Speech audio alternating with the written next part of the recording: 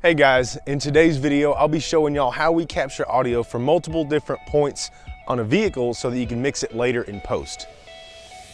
Okay, so here are some of the tools that you're gonna be using. An external microphone with an audio gain and a way to pick a directionalized way to grab audio. It's typically referred to as XY stereo.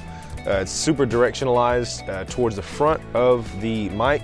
A couple of wind muffs, a lav mic, and I'm actually really digging this Sony mic. All this will be linked down below in the description if you want to. For the rear audio, you're gonna want to try and get a nice flat surface in the middle of the vehicle because that's gonna keep you away from as much wind as you possibly can. It's gonna get you nice and close to the tailpipes. Now, I will tell you right off the bat that most of the time, bone stock vehicles, unless it's intended to be a performance vehicle, you're not gonna hear much out of the rear exhaust, but you do need to get it because you're gonna mix that in with some stuff that I'll show you later. I'm hooking it up to the Zoom because it has an audio gain, and I use gaff tape. This one's blue, you can get yellow, purple, pink, black, white, it does not matter. It doesn't have to be this wide. You can get it thinner, but use gaff tape. It's a fabric base, so it's easy to rip.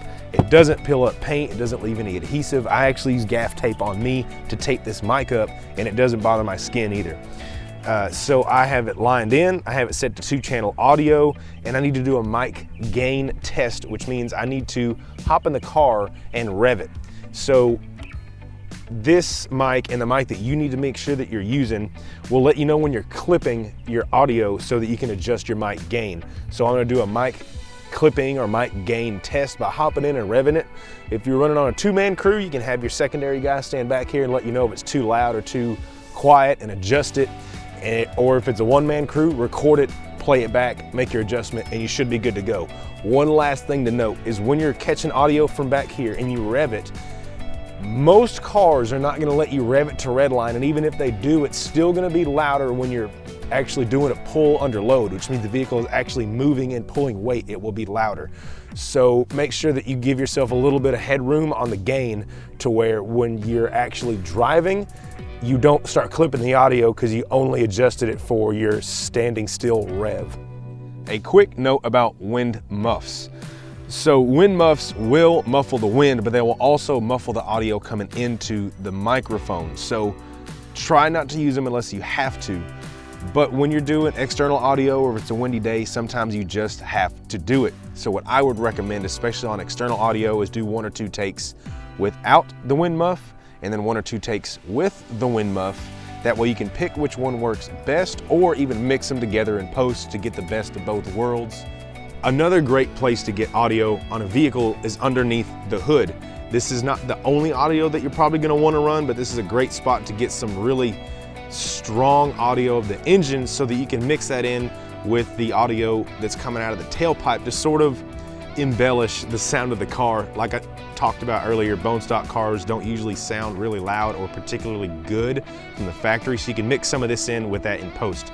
Put your mic somewhere where it's kind of tucked away from the wind, but it's not in a little cubby hole that separates it from the engine. Tape it up near the back or on something plastic so that you're not accidentally, inadvertently taping it on something that really shouldn't have stuff taped to it that might get hot. And also whenever you're running your line from the mic to the actual recorder that will be inside of your vehicle, make sure that you are not placing this wire in a spot where it's gonna be metal on metal to pinch it in half. Try and find something with flexible rubber or some sort of a weather seal so that it will flex out of the way and not ruin your mic. Now let's talk about external audio. So for this, we're gonna be using the XY directional stereo channel. You need to do your gain test just to make sure that you're not going to clip your audio when you make your pass.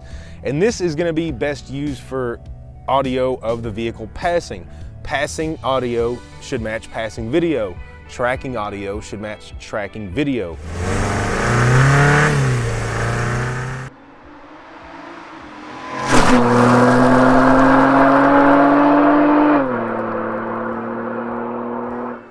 I like to place my external recorders on a tripod to get them off the ground. That gets them a little bit further away from any sort of ground vibrations or wind rustling and stuff like that.